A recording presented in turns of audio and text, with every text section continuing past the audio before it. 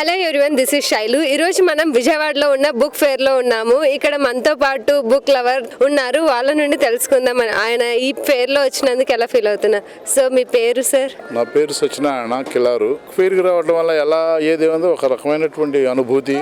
ఇవాళ book reading బాగా తగ్గిపోయింది కాబట్టి ఇది స్టూడెంట్స్కి తప్పనిసరిగా ఎసెన్షియల్గా కావాల్సిన విధానం. ఒకప్పుడు అంటే వీధుల్లోనూ అలాగే స్నేహితుల్లోనూ పుస్తకాలతోనూ అనుభవ జ్ఞానాన్ని పంచుకునే స్థితి నుంచి సోషల్ మీడియా వేదికల మీదకి వచ్చేసి జడ్జిమెంటల్ స్థితికి వచ్చేసారు. యువత కానివ్వండి, ప్రజానీకం కానివ్వండి, సహనం తగ్గిపోయింది.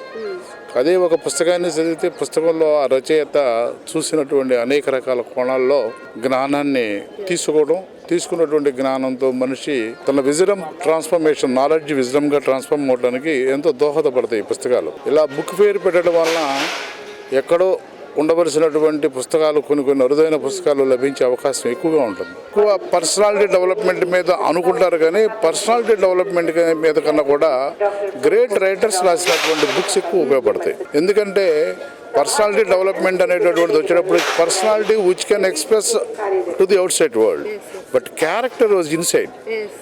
So when we say the personality, that means we are కపటంగా ఇతరులను మోసం చేయడానికి వాడే విధానాన్ని మనం దాన్ని అలా మాట్లాడతాం.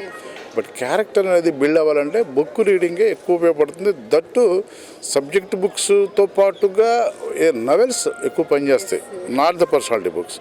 ఎందుకంటే ఒక నావెల్ ఇచ్చే ఇన్స్పిరేషను ఒక పాజిటివ్గా ఉండేటటువంటి ఇది ఇవ్వలేకపోవచ్చు. అలాగే పాజిటివ్గా ఉండేటటువంటి ఏదైతే సబ్జెక్ట్ ఉందో అది నిజం కాదు.